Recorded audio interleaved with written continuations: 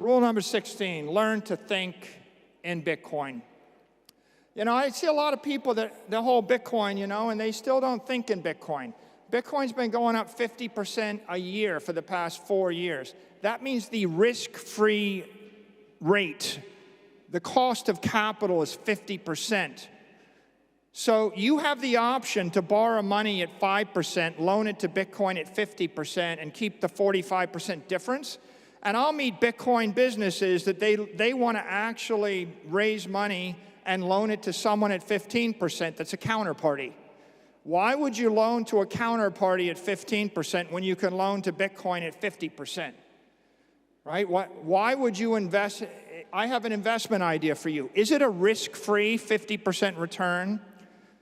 Let's be conservative. I think, Bitcoin will appreciate 24% a year for the next 10 years conservatively. That's the risk-free rate. You have an idea for me? Give me an idea that returns more than 24% a year, plus the risk premium, scalably for the next decade, then maybe it's interesting. Most people, they just have the wrong idea in their head. They don't think in Bitcoin, they make mistakes. Rule 17. You don't change Bitcoin. Bitcoin is a swarm of cyber hornets. It's a thundering herd of 8 billion people. It's going on for far beyond your lifetime, and it's much bigger and stronger and more powerful and more intelligent than you are, right? It's like Taleb writes about intellectual yet idiots, like people with PhDs in aeronautical engineering that give speeches on how to make birds fly better. It's like if you find yourself as the guy with the PhD lecturing eagles on how to fly, you're the person that thinks you can change Bitcoin, right? You're not smarter than Bitcoin. You're not smarter than 300 million companies and 8 billion people and 80 billion people yet to be, right? The world is big. The market is big. You're not going to change it. You're going to try to change it, but it'll be a lot smarter for you to change yourself. You know, we used to joke about laser eyes. Rule 18, laser eyes protect you from endless lies. People thought, oh, this is just a meme. Laser eyes, laser ray to 100K. It's not a meme. This is going to save you. When you know, who do I feel sorry for? It's like I feel sorry for people that put on the laser eyes, watch Bitcoin go up $20,000, and then take the laser eyes off and declare victory, right? Don't take the laser eyes off.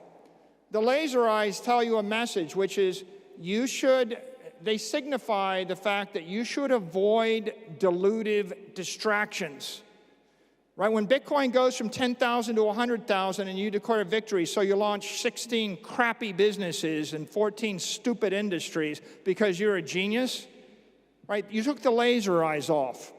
Pride cometh before a fall, and what you know, Bitcoin is going from $1 trillion to 10 trillion to 100 trillion to 500 trillion, and at that point, it'll be growing better than everything else. Well, let me tell you, there's 2.8 million mobile apps created for the iPhone, and you probably can't name a dozen that worked. There's 1.8 million extensions in Chrome, and you probably don't use 2 of them. Right? There's a 99.9% mortality rate on new business ideas, but you're sure yours is going to work? Right? Laser eyes are about humility, but everybody is going to BS you. They're all going to tell you that they've got this great idea that's better than Bitcoin, the next Bitcoin. Bitcoin had its run, and then you're going to lose your focus.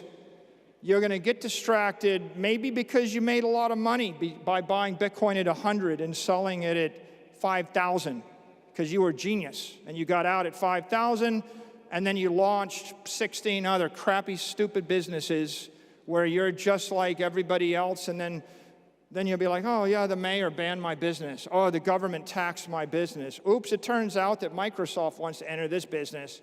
Oops, I didn't realize that, you know, that employee would steal whatever, the money from this business. Oops, the bank failed. You know, and then you will rediscover everything that Satoshi knew when Satoshi invented Bitcoin.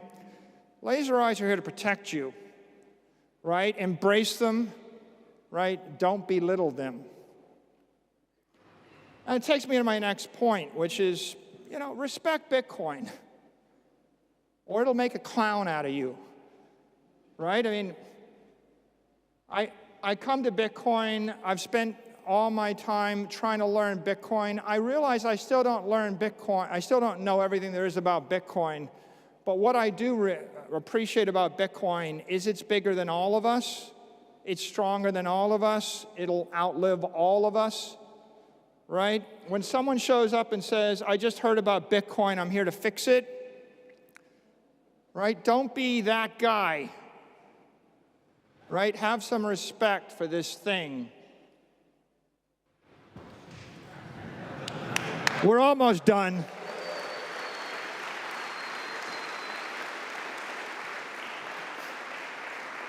I would be remiss in giving a presentation of 21 rules of Bitcoin if I didn't mention this rule. You do not sell your Bitcoin. What do I mean?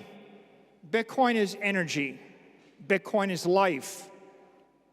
Don't squander your life. Conserve your energy. Right? I give you energy for, don't let the fire go out. When the fire is what keeps your family from freezing, do not let the fire go out.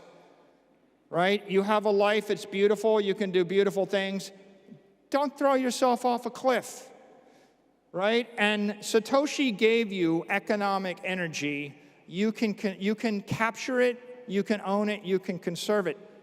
Don't throw it away. Economically, Bitcoin's been going up 50% a year for the past 4 years. Every time you sold it, you gave up the best performing asset in the world to buy what? Diversification is selling the winner to buy the losers. When do you sell your Bitcoin? When your family's going to die, you sell your Bitcoin. When you need it to conserve your life, the lives of those you love, then yeah, you trade it, you borrow against it, but you only need one chair.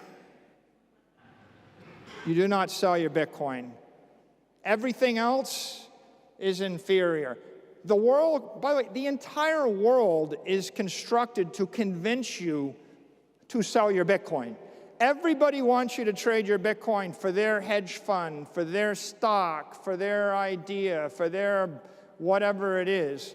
And you just have to keep in mind that, no one is getting rich by telling you not to give them your money. And we've arrived at the 21st rule of Bitcoin. Spread Bitcoin with love, not hate. Violence invites violence. Aggression inspires resistance. Satoshi, forgive them. They know not what they do. People don't understand Bitcoin. They're going to resist you. They're going to be afraid of you. They fear what they do not know. But when you come across someone that doesn't like Bitcoin, they call it a scam, they call it whatever was the last most colorful thing that someone said about it, your reaction ought to be, hey, they don't have a need to know, they don't understand. The world consists of people that need Bitcoin and they don't understand it, but they will. And those that need Bitcoin and they're in the business of getting it. When someone doesn't understand it and they treat you poorly and they're mean to you or they're aggressive or they're violent to you, the best thing you can do is just say they don't understand it. If you understood it, you wouldn't feel that way. Because if you push back against them with hate, that just slows down their learning path. They're just going to learn slower. They're going to adopt slower. If you actually treat them with kindness, they'll remember they were mean to you and they'll feel bad about it when they discover Bitcoin, and they'll come back and they'll embrace it. You make it easier for people to embrace Bitcoin and they'll do it faster. Don't give people the excuse that Bitcoiners are mean, they hate me, they were violent to me, right? Because then the entire topic just shifts to, you know, a struggle, you know, over some tangential thing which was irrelevant. So go place to place, door to door, person to person, institution to institution, nation to nation.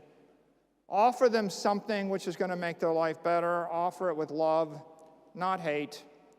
And with that, I want to thank you all. Thanks for supporting Bitcoin. Thanks for being here today.